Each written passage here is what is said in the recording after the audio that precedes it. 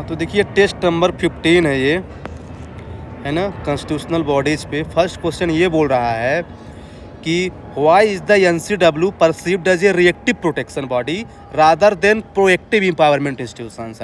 तो बेसिकली इसका मतलब ये है कि जो एनसीडब्ल्यू यानी नेशनल कमीशन फॉर वीमेन है, ये रिएक्टिव क्यों है, प्रोएक्टिव क्यों नहीं है, क्यों ऐसे इसको बनाया गया है।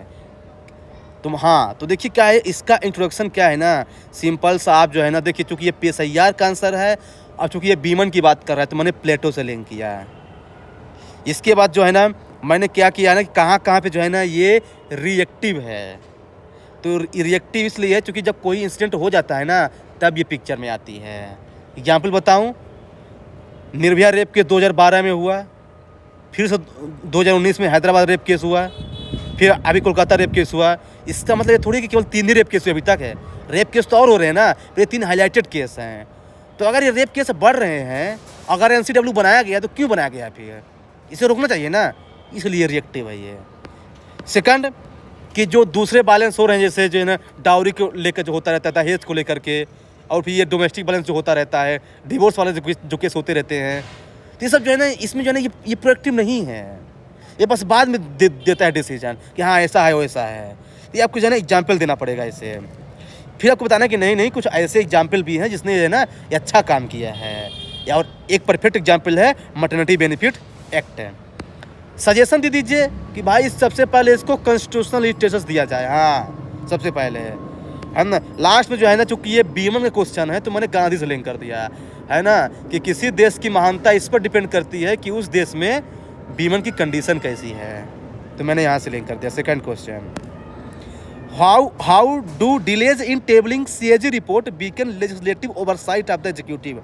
थोड़ा सा कंफ्यूजिंग क्वेश्चन है लेकिन सिंपल सा है। क्वेश्चन ये बोल रहा है कि CAG अपनी रिपोर्ट प्रेसिडेंट को देता है, प्रेसिडेंट बाद में पार्लियामेंट में पेश करता है, और पार्लियामेंट जो है ना उसी रिपोर्ट के थ्रू जो है ना एग्जीक्यूटिव से क्वेश्चन पूछता है। तो अगर CAG रिपोर्ट अपनी टाइम पे नहीं देगा तो कैसे जो है ना वो क्वेश्चन पूछ पाएगा एग्जीक्यूटिव से, यही क्वेश्चन पूछ रहा है। तो इसका थोड़ा सा आपको है ना ये लिखना पड़ेगा। इंट्रोडक्शन देखिए सिंपल जानते क्या है, आप लिख दीजिए कि आर्टिकल 48 में मेंशन है, ठीक है 148 में। देखिए इसमें आपको ये लिखना पड़ेगा, जानते क्या है कि देखिए क्या है कि जो हाँ आपको ये आर्गूमेंट देना है कि अगर यहाँ डिले होगा तो वहाँ डिले होगा। एग्जाम्पल रफाल डील, अभी तक जो है ना ये बहुत ज़्यादा कंट्रोवर्शियल इशू बना हुआ है, इसमें CAG को एक्टिव होना चाहिए था। दूसरी चीज़ जानते क्या, ये बताइए अगर मान लीजिए फाइनेंस कमीशन ने जो है ना जो बताया कि इतना % जो है ना देना है पैसा लोकल बॉडीज में मनरेगा के लिए, और उसकी जांच कौन कर रहा है, कैग। तो अगर जांच ही लेट करेगा तो फिर जो है ना कहाँ से अकाउंटेबल हो पाएगा गवर्नमेंट। वो तो बोल देगा भाई कि हमने काम कर दिया है, अब पता नहीं ग्राउंड में काम हो रहा है कि नहीं हो रहा है, तो मतलब इफिशियंसी कम हो जाएगी भाई अगर ये डिले करेगा। तो यही आपको लिखना था इसमें। हाँ फिर जो है ना इसमें जो है ना आप लिख दे कि नहीं जो CAG के ना कुछ अच्छे स्टेप भी हैं, जैसे 2G स्पेक्ट्रम, इसमें इसने अच्छा काम किया है ना। फिर जो है इसमें सजेशन दे दीजिए, इंडिपेंडेंट होना चाहिए इससे, वो तो नॉर्मल है। BR अम्बेडकर का स्टेटमेंट है कंक्लूजन में, उन्होंने बोला है कि जो CAG है ना वो पूरे इंडियन कॉन्स्टिट्यूशन में सबसे इंपॉर्टेंट ऑफिस है, इसलिए इसको इंश्योर करने की ज़रूरत है। यहाँ क्वेश्चन नंबर 3 है। थर्ड ये बोल रहा है examine the effectiveness of the national human right commission in redressing grievance pertaining to the human rights violation.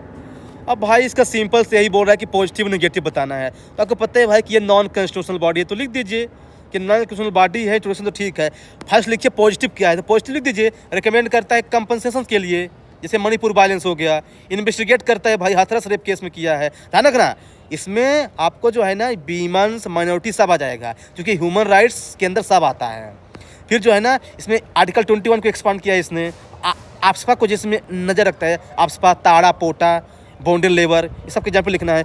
इसका लिमिटेशन क्या है, लिमिटेशन सबका सेम है, फाइनेंशियल डिपेंडेंसी है, लैक ऑफ स्टाफ है, सबका सेम है। हाँ कंक्लूजन, तो इसमें कि उपेंद्र बख्शी ने बोला है कि जो NHRC है ना ये केवल एक सिंबल नहीं है भाई, ये डेमोक्रेसी को अकाउंटेबल करने के लिए एक टूल है, इसलिए उसको अच्छे से इंप्लीमेंट करने की ज़रूरत है। बस हो गया। चौथा क्वेश्चन ये बोल रहा है कि national commission for schedule cast के क्या फंक्शन है, क्या मैंडेट है। तो देखिए इसका आपको पता है कि जो है ना कॉन्स्टिट्यूशनल बॉडी है, तो पहली बात ध्यान रखना है ना। तो देखिए अब क्योंकि ये PSIR का आंसर है, ये तो सभी लिखेंगे कि एक कॉन्स्टिट्यूशनल बॉडी है, तो मैंने जब जॉन रोल्स को ला दिया है कि जॉन रोल्स भी यही बोलता है कि मार्जिनलाइज जो पीपल है, गरीब लोग, उनको भी ध्यान देने की ज़रूरत है। यही जस्टिस है। तो इसी के मद्देनज़र जो है ना ये बनाया गया है national commission for schedule caste. दे दीजिए एग्जाम्पल, अभी जो हाथरस रेप केस हुआ था दलित गर्ल का, वहाँ पे इसने अच्छा काम किया है ना। फिर जो है ना इसने जो है ना उसमें क्या बोलते हैं, ये जो स्कीम चल रही है ना इसके लिए, स्टैंड अप इंडिया स्कीम है ना, शेड्यूल कास्ट के लिए, उसमें अच्छा काम करती है ना। और आर्टिकल 23 में जो बॉन्डेड लेबर है ना, इसके अच्छे से जो है ना वो काम करते कि अभी ये प्रॉब्लम तो नहीं है, पर फिर भी कमी तो है ही ना, तो कमी लिख दीजिए, है ना। लास्ट में जो है ना मैंने B.R. अम्बेडकर का स्टेटमेंट लिख दिया है। B.R. अम्बेडकर का किसका? हाँ, अम्बेडकर का ही है। उन्होंने कहा था कि भाई अगर हमको पॉलिटिकल डेमोक्रेसी को इंश्योर करना है ना, तो पहले सोशल डेमोक्रेसी को इंश्योर किया जाए, हाँ, नहीं तो कुछ नहीं हो पाएगा। ये हो गया। फिर इसके बाद जो है ना नेक्स्ट क्वेश्चन ये बोल रहा है फाइनेंस कमीशन, ध्यान रखना, फाइनेंस कमीशन क्वेश्चन नहीं है, क्वेश्चन है थर्ड टायर एम्पावरमेंट में, मतलब 3 टायर पे। तो लोग कंफ्यूज हो जाते हैं, अरे भाई फाइनेंस कमीशन तो सेंट्रल स्टेट के बीच में होता है फंड के लिए, लेकिन जानते क्या है, लेकिन आपको पता होना चाहिए कि 73rd जो अमेंडमेंट आया है ना, उसमें जो है ना वहाँ से फाइनेंस कमीशन जो है ना लोकल बॉडीज को भी पैसा देने लगा है। तो यही क्वेश्चन पूछ रहा है एक्चुअली। तो B.R. अम्बेडकर का स्टेटमेंट है शुरू में कि डेमोक्रेटिक डिसेंट्रलाइजेशन के लिए फाइनेंशियल डिसेंट्रलाइजेशन जरूरी है। तो मैंने यहाँ से लिंक कर दिया, इसीलिए फाइनेंस कमीशन बनाया गया है आर्टिकल 280 में।